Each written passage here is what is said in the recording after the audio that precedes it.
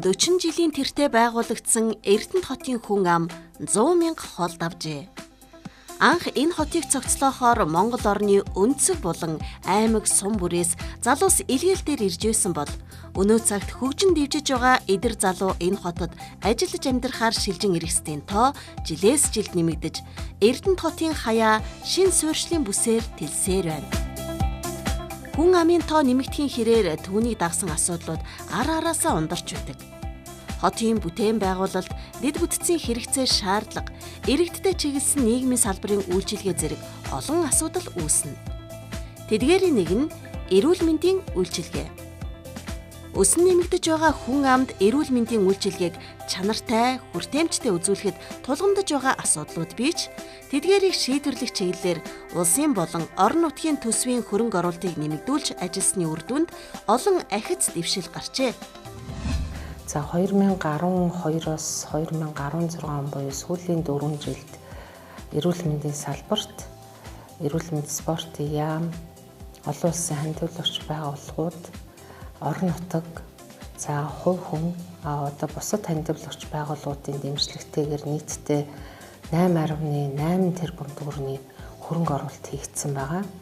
Тэгэхээр эрүүл мэндийн салбарт хийгдсэн хөрөнгө оруулалт болгоны цаана тусламж үйлчилгээний чанарыг сайжруулах, тусламж үйлчилгээний чанар тодорхой хэмжээний ахиц гараад явж байгаа гэж ойлгож явж байгаа.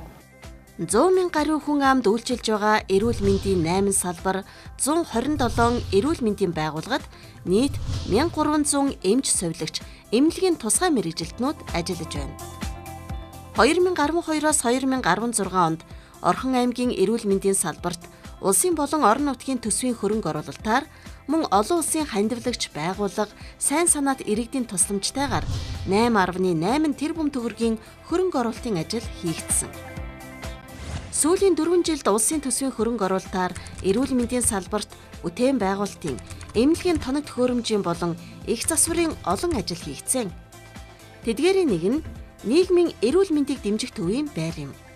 Мөн хүүхдийн тасаг, төрөх тасгийн иж бүрэн засварыг сүүлийн 2 жил дараалан хийсэн бол бүсийн онцлогоо эмчилгээний төвийн цэвэр бохир усны шугамыг бүтнээр нь шинчилсэн гээд томоохон ажлууд хийгдсэн байна.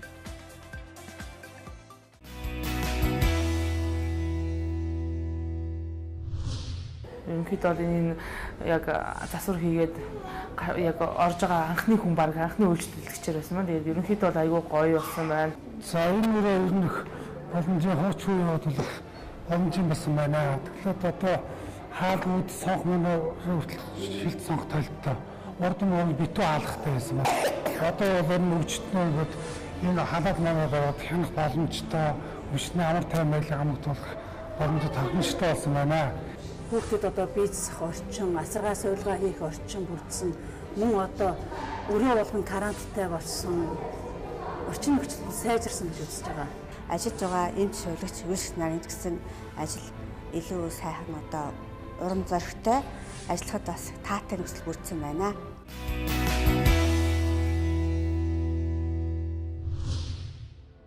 Орхон аймаг Эрдэнэт хот хүүхдийн эмнэлэгтэй болох асуудал бодитоор ажил хэрэг боллоо. Хүүхдийн эмнэлэг барих 4.2 тэрбум төгрөг улсын төсөвт тусгагдаж, барилгын ажилд гүйцэтгэх компани шалгарснаар энэ ажил шуударч хүүхдийн эмнэлгийн шавыг өнгөрсөн 3 дугаар сар тавьсан юм. Гүйцэтгэгч компани энэ ондоо багтааж, шинэхэн хүүхдийн эмнэлгийг эрдэнэтчүүдэд хүлээлгэн өгөхөөр ажиллаж байна. 1985 онд бол бид нэр 120 ортой хүүхдийн эмнэлэг ажилладаг байсан. Тэгээд төрөлт багасж орнотгоо болон ор цөөрсөөр байгаа сүүлдээ бол одоо 35 ортой 30-аад ажилчинтай юм байсан. Сүүлийн 4-5 жилд бол ер нь хүүхдийн төрөлт нэмэгдсэнтэй холбоотойгоор манай хүүхдийн засгийн ачаал нэлээд нэмэгдээд ор бол хөрөлцөхгүй болж ирсэн. Эрдэнэт хотод үйл ажиллагаа явуулдаг бүсийн онцлогоо эмчилгээний төвийн хүүхдийн тасаг 35 ортойгоор ажилладаг. Хүүхэд багчуудад эрүүл мэндийн тусламж үйлчилгээг чанартай үзүүлэхэд энэ нөхцөл байдал хангалтгүй байсаар ирсэн. Шинээр баригдаж байгаа 50 ортой хүүхдийн эмнэлгийг ашиглалтанд оруулж, хүүхдийн тасагтай нэгтгэн ажилласнаар нэг дор 85 хүүхдийг хүлээн авч эмчлэх нөхцөл бүрдэж байна. Бид нэр 50 ортой эмнэлгээ бол зохион байгуулахдаа бас хүүхдийн амбулаторитойгоор зохион байгуулж байгаа. Нэг давхарт нь хүүхдийн амбулаторийн бас 3-4 нарийн мэрэгжлийн эмчсэн. Тэгээд нэг давхартаа бас яралтай тусламж хүлээн авах гэдэг. Тэр нь бол яг одоо ямар маягаар зохион байгуулах ёстой. Энэ төр стандартаар нь бид нар зургандаа хийж өгсөн байгаа.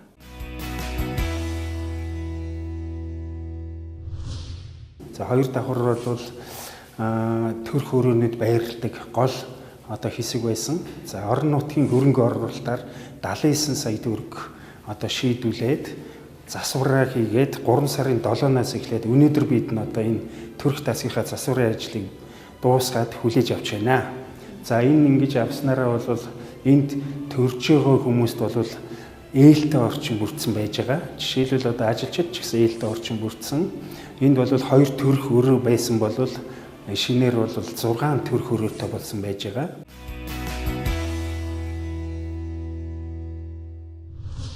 2013-аас 2015 онд эрүүл мэндийн салбарт хийгдсэн 8.8 тэрбум төгрөгийн хөрөнгө оруулалтын ажлууд нь бүсийн онцлогоо эмчилгээний төв болон эрүүл мэндийн байгууллагуудын ажиллах нөхцөл болцоог нэмэгдүүлэх, эмнэлгийн үйлчилгээг сайжруулахад чиглэгдсэн. Үүнд эмнэлгийн тоног төхөөрөмж болон бусад багаж хэрэгсэл нийлүүлэх, бүсийн онцлогоо эмчилгээний төвийн цэвэр бохир усны шугамыг солих, агааржуулалтын системийг шинжлэх, сэтгэгц сүрьегийн тасгийн барилгын дээвэр, яаралтай тусламж эрчимт эмчилгээний болоод хүүхдийн тасагт засвар хийх, мөн төрх тасгийн иж бүрэн засвар зэрэг олон төрлийн ажлуудад хөрөнгө оруулалт хийгдсэн байна. Тоног төхөөрөмж бас нэмэгдэж байгаатай холбоотойгоор эмчнэрийн маань ажлын ачаалал хөнгөвчлөгдөж бас тусламж үйлчилгээний хүртээ эмч чанар бас сайжирч байгааг манай эмчнэр маань ярьдаг юм аа. Тухайлбал одоо өнгөрсөн жил орон нутгийн хөрөнгө оруулалтаар бол 14 сая төгрөгөөр автоклав, ус нэрэгч аппарат гэх тоног төхөөрөмж чухал шаардлагатай тоног төхөөрөмжүүдийг авсан байна. Суурн эхо аппаратыг манайх 130 сая төгрөгөөр орон нутгийн төсвийн хөрөнгө оруулалтаар бол шийдвэсэн байж байна. Гэх мэтээр бол одоо 30-аад нэр төрлийн шилбэний дүгжээд хадаас тийм ээ хадаасны багаж тоног төхөөрөмж байж байна. За ясны дрил байж байна. За тэгээд олон ийм аппаратуудыг бол авч өгснөөрөө бол эмнэлгийн тусламж үйлчилгээнд одоо эргэлт гарсан байна. За аппараттай басноороо мэдээж маш том үр дүн авчирч байгаа. Яг тэгэхээр энэ бөөр орлуулах аппарат гэдэг маань бөөрийн үйл ажиллагаа алдагдаад бөөрийн архаг дутагдалд орсон болон бөөрийн хурц дутагдaltaй өвчтнүүдийг бөөрийн үйл ажиллагааг орлож байгаа. Шээс бүр гарахгүй болсон өвчтнүүд нь бөөрийн үйл ажиллагааг орлож байгаа. Тэгээд бөөрийн архаг дутагдaltaй өвчтнүүд маань бол шээс ерөөсөө ялгарахгүй бөөрийн үйл ажиллагаа алдагдсан учраас энийг насанд амьдралынхаа туршид нь бол орлуулж явж байгаа.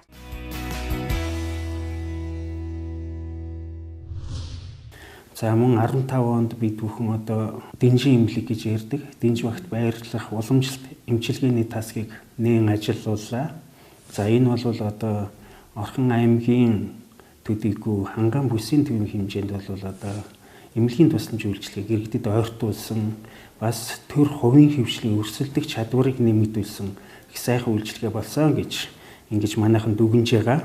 2015 оны 3 сарын 11-ээс уламжлалт дотор хавдар арьсны чиглэлээр одоо цогц үйлчилгээ явуулахаар анх нээгдсэн. Их баяртай байж тайлшгүй. Осоод нь ч сайхан замтай сайхан үйлчилж явах юм аа. Тэгэхээр манайд тавьчих байгаа эмчнэрч маш их сэтгэл хангамжтай байдаг. Яагаад гэвэл бид нар Японоос уламжлалт хавсаар тэмэлждэг. Давхраас бариалслаар юм гэдэг өвчнийг бас илэршүүлж хангаадаг.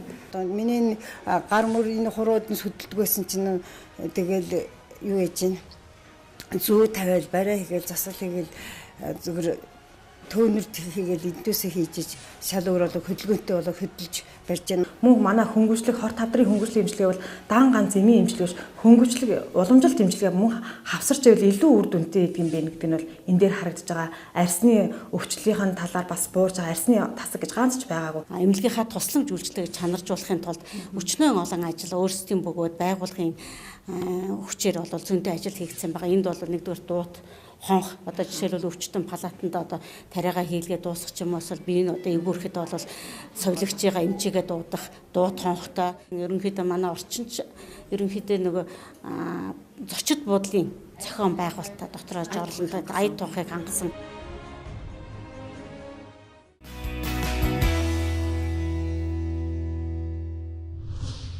Орхон аймаг Эрдэнэт хотын эрүүл мэндийн салбарт хийгдэж байгаа нэг онцлог ажил бол өрхийн эрүүл мэндийн цогцлбор төвүүд байгуулах асуудал юм.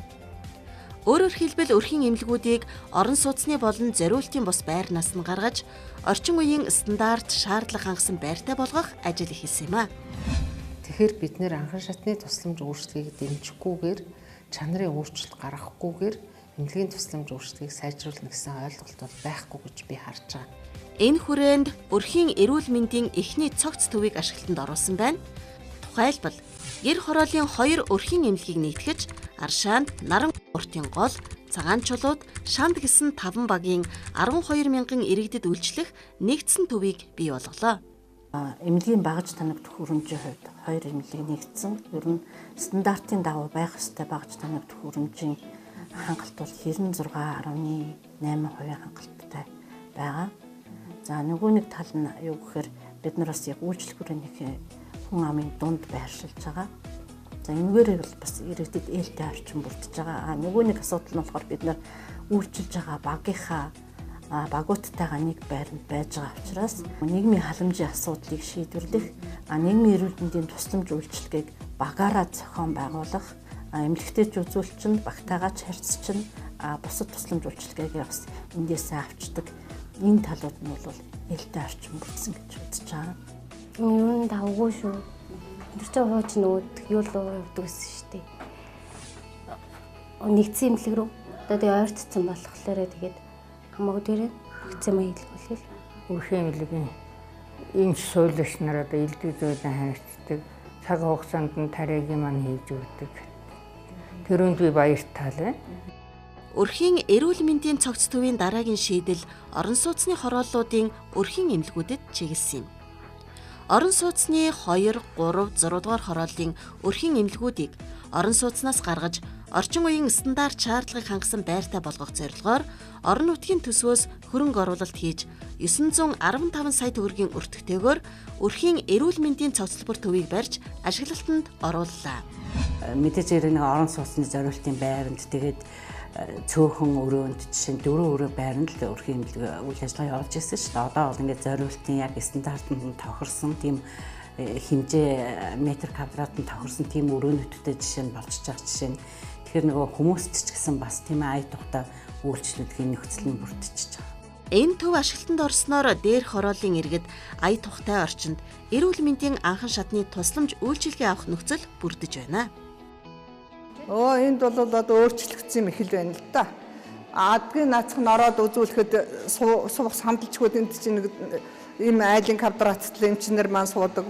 Тэгэл тэнд нэг хүүхд рүү орцсон бол бид нар шинэ хүлээгээл суудаг. Одоо тийм юм байхгүй дор ийм сайхан тасалгаатай болчихсон. Одоо хүнийхээ төлөө үйлчилж чаддсан бол энэ байр хангамжийн хувьд сайхан болсон байна гэж бодож байна. За шинэ өрхийн эмнэлгүүл сайхан байна. Одоо яг энэ үедээ зогтсон бүх юм төрөлжсөн их тааламжтай байна. Одоо тэгээ нэг жижигхэн өрөөнд одоо хүн үсгээр эмчтэй зэрэгцээд бүгд ороо зогссон ч юм уу бас дараа хэцвээсэн. Энд бол маш ихтэйхан бүх юм тусдаа хүүхдээ өрөөнд тусдаа бүх юм тусдаа цэвэрхэн маш их сэтгэл өндөр. Хууч нэг хэсэг дээр байх чинь зүгээр нэг бөөгнөс яваалцсан юм байдаг. Одоо тийм байхгүй сайхан болцсон юм байна. Өнөөдөр л юм нэлж үзүүлж байна. Мөн энэ онд орон сууцны 1, 4, 5 дугаар хорооллын иргэдэд зориулсан өрхийн эрүүл мэндийн цогцлбор төв 700 сая төгрөгийн өртөгтэйгээр шинээр баригдах юм. Энэ төвийн хөрөнгө оруулалтыг орон нутгийн төсөв тусгасан бөгөөд газрын асуудлыг ч мөн шийдэд байна. Биелийн метр гээд няран шаардлагатыг онцолдог ийм тоног хөрөмжийг одоо 8 өрхийн эрүүл мэндийн төв тангацсан байна. За гэр хорооллын бүх өрхийн эрүүл мэндийн төвүүдийг бид нэр эргэлтийн автомашинаар хангасан. Одоо бол яаралтай түргэн тусламж, за няран дуудлагууд эргэлтүүдийг манай өрхийн эрүүл мэндийн төвүүд автомашинтайгаа бол үйлчлэг үзүүлээд ингээд явж байгаа.